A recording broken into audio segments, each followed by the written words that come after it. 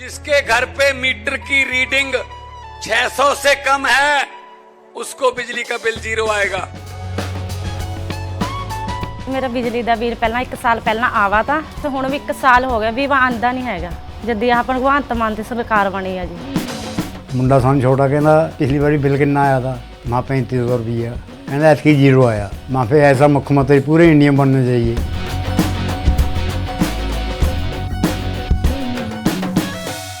Electoral bond राजनीतिक दलों को चंदा देने का एक वित्तीय जरिया हुआ करता था। भारत सरकार ने इलेक्टोरल बॉन्ड योजना की घोषणा 2017 में की थी और इस योजना को सरकार ने 29 जनवरी 2018 को कानून लागू करके इसे बना दिया। लेकिन सुप्रीम कोर्ट ने इस इलेक्टोरल बॉन्ड को 15 फरवरी 2024 को असंवैधानिक बताकर बैंकों को तुरंत बॉन्ड जारी करने पर रोक लगाने का आदेश दे दिया। लेकिन अब किस पार्टी को कितना चंदा मिला है इसकी जानकारी 1 साल बाद सामने आई है। वैसे तो सबसे ज्यादा चंदा लेने वाली पार्टी इस लिस्ट में बीजेपी है, लेकिन कांग्रेस को भी चंदा के मामले में बम्पर फायदा हुआ है। लोकसभा चुनाव 2024 से पहले बीजेपी को मिलने वाले चंदा में पिछले साल की तुलना में 87% का इजाफा हुआ। चंदे के मामले में बीजेपी के बाद दूसरे नंबर पर है कांग्रेस। हालांकि चुनावी साल में चंदे में इसमें अधिक बढ़ोतरी देखने को मिली और कांग्रेस पार्टी को मिले कुल चंदे के 73% हिस्सा चंदे से मिला है इलेक्टोरल बॉन्ड से। चुनाव आयोग की तरफ से जारी सालाना रिपोर्ट के मुताबिक 2022 और 2023 में बीजेपी को जहां 2120.06 करोड़ रुपए का चंदा मिला, तो वहीं 2023 और 24 में यह बढ़कर 3967.4 करोड़ रुपए हो गया। बीजेपी को इलेक्टोरल बॉन्ड के रूप में 1685.62 करोड़ रुपए मिले, जो कि कुल चंदे का 43% है। साल 2022 और 23 में पार्टी को इलेक्टोरल बॉन्ड के रूप में 1294.14 रुपए मिले, जिसका कुल अगर देखें तो 61% होता है। यह भी ध्यान देने वाली बात है कि पिछले साल की फरवरी 2024 में सुप्रीम कोर्ट ने इलेक्टोरल बॉन्ड योजना को असंवैधानिक करार देते हुए इसे रद्द कर दिया था।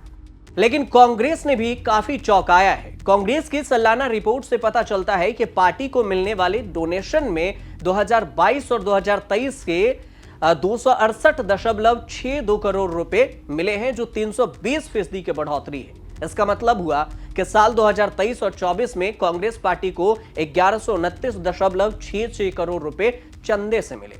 कांग्रेस पार्टी को मिले कुल चंदे का 73% हिस्सा यानी कि 828.36 करोड़ रुपए इलेक्टोरल बॉन्ड के जरिए ही मिले। 2022 और 2023 में यह आंकड़ा 171.02% करोड़ रुपया हुआ करता था। टीएमसी को भी बढ़ोतरी मिली है। पिछले हफ्ते जो चुनाव आयोग की ओर से रिपोर्ट जारी की गई थी, टीएमसी की 2023 और 24 के सालाना ऑडिट रिपोर्ट के अनुसार से आय पिछले साल की अपेक्षा 333.46 करोड़ रुपए से बढ़कर 646.39 करोड़ रुपए हो गया।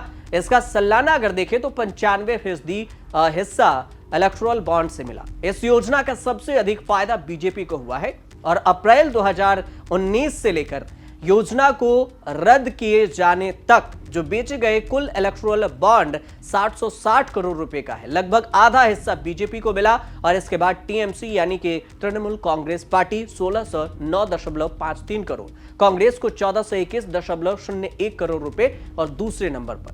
केंद्र के सत्ताधारी बीजेपी और विपक्षी दल कांग्रेस दोनों ही आमदनी में पिछले वित्तीय वर्ष में भारी बढ़ोतरी कमाई है और बीजेपी की कमाई जहां 83% से बढ़कर 434.85% हो गई, तो 170% की बढ़ोतरी कांग्रेस को भी हुई है 1225 करोड़ की। पार्टी के खर्च की अगर बात करें तो लोकसभा चुनाव वाला साल 2024 में होने वाले जो बात है उसमें सामान्य प्रचार के लिए बीजेपी का खर्च पिछले साल 1092.15 करोड़ रुपए से बढ़कर 1754.02 करोड़ के करीब में रहा। इसमें विज्ञापन पर भी करोड़ों रुपए खर्च किए गए। कांग्रेस का चुनावी खर्चा पिछले साल 192.55 करोड़ रुपए से बढ़कर 619.67 करोड़ रुपए हो गया। बीजेपी की यह अब तक की सबसे ज्यादा सालाना आय भी बताई जाती है। यह आंकड़े हैं कि किसी भी पार्टी की ओर से घोषित बॉन्ड से प्राप्त रकम जो सबसे ज्यादा है उस हिसाब से बताया गया। कांग्रेस की आय और बॉन्ड से प्राप्त राशि दोनों ही मामले में दूसरे नंबर पर है। कांग्रेस बीआरएस को भी पीछे छोड़ गई। 2023 और 24 में 685.5 करोड़ रुपए आय घोषित की थी। टीएमसी इस बार देश की मुख्य विपक्षी पार्टी से भी पीछे रह गई, मतलब कांग्रेस से भी पीछे रह गई। ये सारी जानकारी चुनाव आयोग की जो सालाना रिपोर्ट होती है उस रिपोर्ट में जानकारी निकलकर सामने आई है कि किस पार्टी को कितना बढ़ोतरी हुआ। दूसरी तरफ से देखा जाए तो ऐसा भी कहा जा रहा है कि राहुल गांधी जब से भारत जोड़ो यात्रा की शुरुआत किए हैं और कांग्रेस के कमान अपने हाथों में लेकर उसका नेतृत्व कर रहे हैं, तब से चंदे की भरमार भी कुछ ज्यादा हो रही है। और यही वजह है कि करीब करीब बीजेपी से कई गुना ज्यादा कांग्रेस को चंदा मिला है। और इसके बावजूद आपने देखा भी होगा लोकसभा चुनाव में कांग्रेस ने काफी टक्कर भी दिया था। और कांग्रेस पार्टी को चंदे का हिसाब इलेक्टोरल बॉन्ड से देखा जाए तो बीजेपी की अपेक्षा काफी अच्छा रहा। फिलहाल ये रिपोर्ट आपको कैसे लगी हमें कमेंट कर जरूर बताइएगा। अच्छे लगे तो चैनल को सब्सक्राइब कर लीजिए, शेयर कीजिएगा और देखते रहिए न्यूज़ तक।